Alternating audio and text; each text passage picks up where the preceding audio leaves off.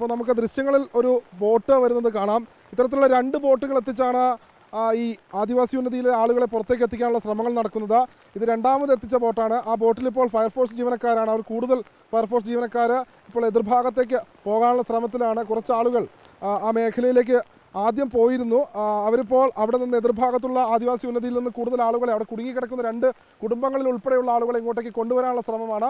ഇത് രണ്ടാമത് ഫയർഫോഴ്സ് എത്തിച്ച ഒരു ബോട്ടാണ്. ഈ ബോട്ടിൽ മറ്റാളുകളെ കൂടി അവിടെ നിന്ന് പുറത്തേക്ക് കൊണ്ടുവരാനുള്ള ശ്രമങ്ങൾ നടത്തുന്നുണ്ട്. നമുക്ക് ദൃശ്യങ്ങളിൽ കാണാം. അവിടെ എതിർഭാഗത്തുണ്ടായിരുന്ന സ്ഥലങ്ങളാണ്. ഇവിടെ ഫയർഫോഴ്സിൻ്റെയും ഒപ്പം സിവിൽ ഡിഫൻസിൻ്റെ ആളുകൾ ഉൾപ്പെടെയുണ്ട്. അവർ പിന്നെ അവരുടെ സാധനങ്ങളൊക്കെ സേഫായി എടുത്തു വെച്ചതിന് ശേഷം അവരെന്താക്കുള്ളൂ ബോട്ട് കയറുള്ളൂ എന്ന് പറഞ്ഞിട്ടുണ്ട്. അത് എടുത്തു വെച്ചുകൊണ്ടിരിക്കുക. എന്നിട്ട് തന്നെ അവരെ കൂട്ടാൻ വേണ്ടി റിട്ടേൺ പോകണം വീണ്ടും. റോഷി, നമുക്ക് ദൃശ്യങ്ങളിൽ കാണാം. കൽപ്പറ്റയിൽ നിന്നുള്ള ഫയർഫോഴ്സ് സംഘമാണ് ഈ മേഖലയിൽ എത്തിയത്. അവർ ആ എതിർഭാഗത്തുള്ള കൈപ്പട്ടിക്കടവ് ഉന്നതിയിലുള്ള ആളുകളെ പുറത്തേക്ക് എത്തിക്കാനുള്ള ശ്രമങ്ങളുമായി പോയതാണ്. എന്താ സാർ ഇപ്പോൾ പറയുന്നത്? എത്ര പേരുണ്ട്? അവരിപ്പോൾ അവർ വരാൻ തയ്യാറാണ്? അവിടെ അവരെ റിസോർട്ടിലേക്ക് അങ്ങോട്ട് മാറ്റുന്നുണ്ട്. അവരെ സാധനങ്ങളൊക്കെ മാറ്റുന്നുണ്ട്. പിന്നെ കുറച്ച് പശുക്കൾ അവിടെ കുടുങ്ങി കിടക്കുന്നുണ്ട്. അപ്പോൾ അവർക്ക് വൈക്കോലൊക്കെ എടുക്കാൻ വേണ്ടിയിട്ട് പോവാണ്. അപ്പോൾ ഇവിടുന്ന് ആൾക്കാരെ അങ്ങോട്ട് കൊണ്ടുപോവാണ്. കുടുങ്ങി കിടക്കുന്ന ബാക്കി ആളുകൾ എത്ര പേരിപ്പോൾ 2 കുടുംബങ്ങളുണ്ടെന്ന് പറഞ്ഞല്ലോ, ആദിവാസി ഉന്നതിയിലുള്ളവർ, അവർ മാറാൻ തയ്യാറാണ്? എന്താ നമ്മൾ ടീം അങ്ങോട്ട് പോയിക്കുന്നത്, കുറച്ച് ടീം അങ്ങോട്ട് പോയിക്കുന്നത്. അവർ ഇങ്ങോട്ട് ഒന്നും കിട്ടിയില്ല. അങ്ങോട്ട് വയർലെസ്സിൽ വിളിച്ചു പറഞ്ഞിട്ടുണ്ടാവും. പിന്നെ റിസോർട്ടിൽ എത്ര ആളുകളുള്ളത്? റിസോർട്ടിൽ എത്ര ഞങ്ങൾ അങ്ങോട്ട് എത്തിയില്ല. നമ്മൾ ടീം അങ്ങോട്ട് പോയിക്കുന്നത്. നമ്മൾ ഇത് ഇവിടെ വെച്ചിങ്ങനെ അങ്ങോട്ട് ടീം അങ്ങോട്ട് പോയിക്കുന്നത്. ഇപ്പം കാര്യമായിട്ട് എന്ന് പറഞ്ഞാൽ ഇവിടെ ഇവർക്ക് വൈക്കോൽ എത്തിക്കണം പശുവിന് വേണ്ടിയിട്ട്. അപ്പോൾ അവിടെ നിന്ന് വൈക്കോൽ എത്തിക്കാൻ വേണ്ടിയാണ് 2 ടീമിനെ, ഒരു ടീമിനെ ഇറക്കി അടുത്ത ടീമിനെ കൊണ്ടുപോകുക. എന്തായാലും പുറത്തേക്ക് അവർ വരാൻ തയ്യാറാണ്? തയ്യാറാണ്.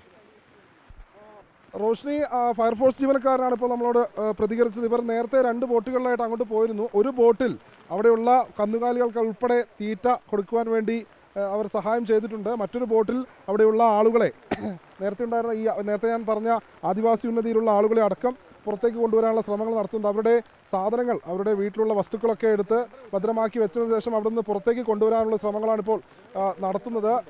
റോഷ്നി,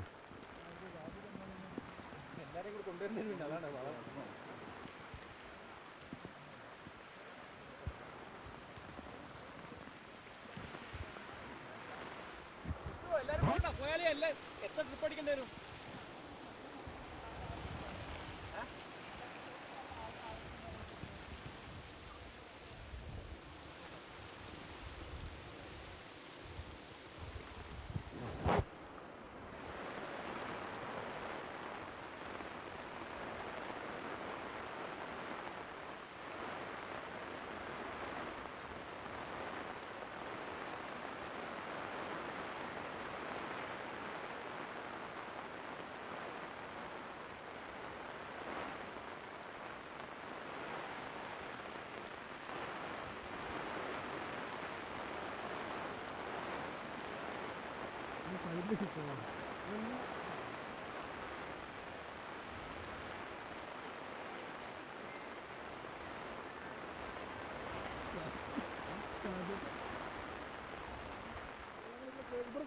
സാറേ,